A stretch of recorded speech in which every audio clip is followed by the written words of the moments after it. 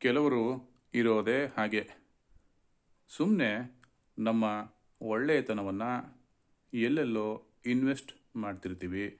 ಆಮೇಲೆ ಅಯ್ಯೋ ನನಗೆ ಮೋಸ ಆಯಿತು, ಹಾಗೆ ಹೀಗೆ ಅಂತ ಸದಾ ಅಸಹನೆಯಿಂದಲೇ ಜೀವನ ಮಾಡ್ತಾ ಇರ್ತೀವಿ. ಉಗುರು ಅನ್ನೋದೇ ಬೆಳೆಯುತ್ತೆ, ಅಂತಹದರಲ್ಲಿ ನಾವು ಬೆಳೆಯದ ಹೊರತು ಯಾರೂ ಕೂಡ ನಮ್ಮ ಜೊತೆಯಲ್ಲಿ ಶಾಶ್ವತವಾಗಿ ಉಳಿಯೋದಿಲ್ಲ. ಹರಕೆ ಕಟ್ಟಿದ ಕೆಲಸ ಆಗಲಿಲ್ಲ ಅಂದರೆ ದೇವರನ್ನೇ ಬಯ್ಯೋ ಜನಕ್ಕೆ ನಾವು ನೀವು ಯಾವ ಲೆಕ್ಕ? ಬದುಕಿನ ಪಯಣದಲ್ಲಿ ಎಲ್ಲಿ ತನಕ ನಮ್ಮ ಜೊತೆಗೆ ನಮ್ಮ ಸ್ನೇಹಿತರು, ಪ್ರೀತಿ ಪಾತ್ರರು ಹೆಜ್ಜೆ ಇಟ್ಟರೋ ಅಷ್ಟೇ ಋಣ ಅಂದುಕೋಬೇಕು.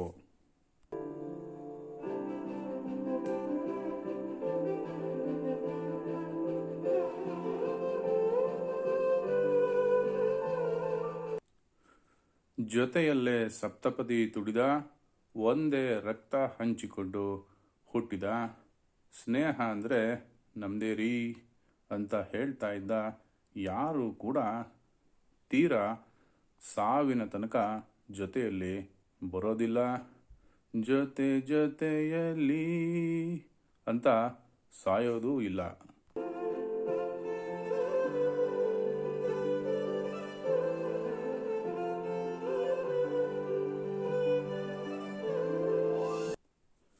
ನಮ್ಮನ್ನು ತುಂಬ ಪ್ರೀತಿಸ್ತಾ ಇದ್ದವರು, ಗೌರವಿಸ್ತಾ ಇದ್ದವರು ಇದ್ದಕ್ಕಿದ್ದ ಹಾಗೆ ನಮ್ಮಿಂದ ದೂರ ಆದರು ಅಂದರೆ ಅದರ ಅರ್ಥ ತುಂಬ ಸರಳ.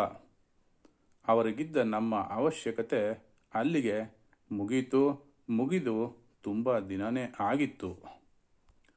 ಒಂದು ಒಲ್ಲದ ಸಂಬಂಧ ಎಷ್ಟು ದಿನ ಆರೋಗ್ಯಕರವಾಗಿರಲಿಕ್ಕೆ ಸಾಧ್ಯ, ನೀವೇ ಹೇಳಿ?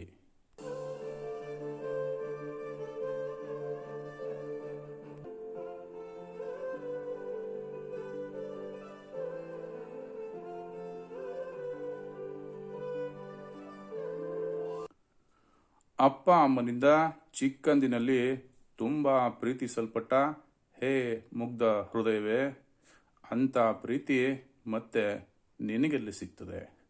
ಅಕಸ್ಮಾತ್ ಸಿಕ್ಕಿದ್ರೆ ಈ ಧರೆಯ ಮೇಲಿನ ಪುಣ್ಯಾತ್ಮ ಪುಣ್ಯಾದ್ಗೀತಿ ನೀವೇ ಕಣ್ರಿ.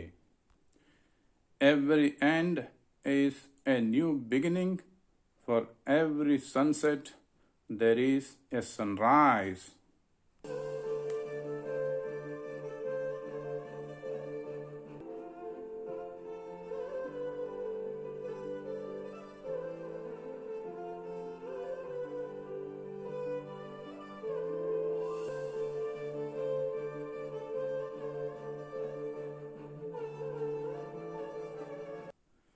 ಪ್ರತಿ ಅಂತ್ಯಕ್ಕೊಂದು ಆರಂಭವಿದೆ, ಪ್ರತಿ ಅಂಧಕಾರಕ್ಕೊಂದು ಸೂರ್ಯೋದಯ ಇದ್ದೇ ಇದೆ. ಬೆಳಕು ಆಗೋವರೆಗೂ ಕಾಯೋ ತಾಳ್ಮೆ ಇರಬೇಕಷ್ಟೆ. Hey depressed fellow, come on, get up, smile.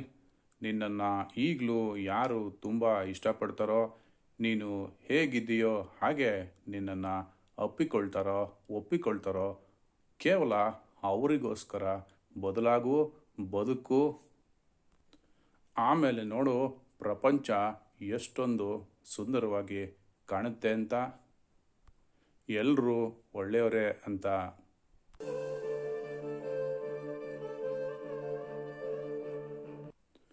ಪ್ರೀತಿಯ ಸ್ನೇಹಿತರೆ, ಈ ಧ್ವನಿ ಸುರುಳಿ ಕೇಳಿದ ಮೇಲೆ ಇಷ್ಟ ಆದರೆ ಲೈಕ್ ಮಾಡಿ, ಶೇರ್ ಮಾಡಿ, ಸಬ್ಸ್ಕ್ರೈಬ್ ಮಾಡಿ. ಧನ್ಯವಾದಗಳು.